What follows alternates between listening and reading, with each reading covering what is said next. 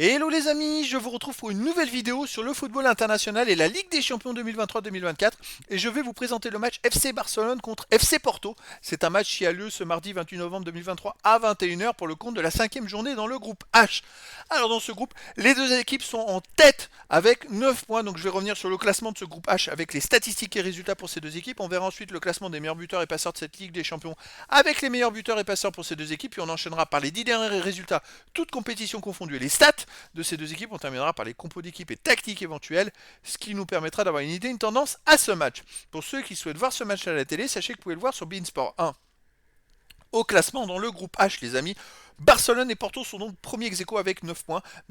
Donc 3 victoires pour les deux équipes, une défaite. Barcelone, c'est 8 buts marqués, 2 buts encaissés, plus 6 de différence de but. Porto, c'est 9 buts marqués, 3 buts encaissés, plus 6 de différence de but.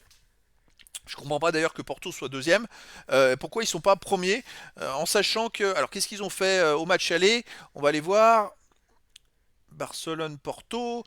Porto a perdu chez eux contre Barcelone 1 but à 0. C'est pour ça que c'est Barcelone qui est premier. C'est dans les confrontations directes les résultats. Alors là, par contre, ça arrange pas vraiment Porto parce que ça veut dire qu'en cas d'égalité, eh ben, ils sont derrière et justement, ils ont falloir faire gaffe au Shakhtar Donetsk qui de son côté n'est pas encore éliminé puisque ils ont 3 points de moins et que derrière ils vont recevoir Antwerp qui est dernier de la poule, donc on peut penser qu'ils vont gagner, tandis que là on a un duel entre Barcelone et Porto. Celui qui va perdre va se faire rattraper par le Shakhtar Donetsk, il y a de grandes chances, donc ça va être très chaud, et surtout que la qualif, au dernier match, il y a Porto contre Shakhtar Donetsk, donc ça peut jouer là la qualif pour Porto, donc attention aux résultats à Barcelone. Après, si Porto veut s'en sortir, il gagne à Barcelone, ça règle le problème.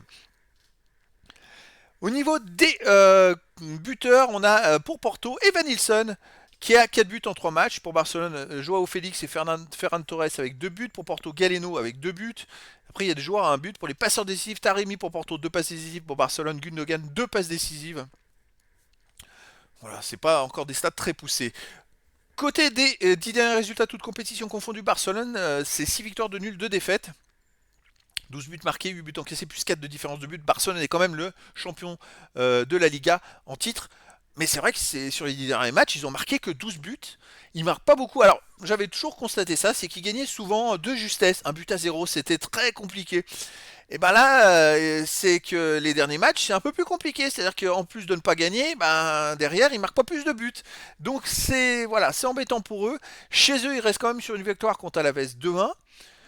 Une défaite contre le Real Madrid 2-1, une victoire contre le Shakhtar Donetsk 2-1, une victoire contre Bilbao 1-0, une victoire contre Séville 1-0. Vous voyez, c'est des matchs serrés, des très serrés, donc voilà, il suffit qu'ils prennent 2 buts et après ils ne gagnent pas. De son côté, Porto, sur les 10 derniers matchs, 7 victoires, aucun nul, 3 défaites, 17 buts pour, 5 contre, plus 12 de différence de but.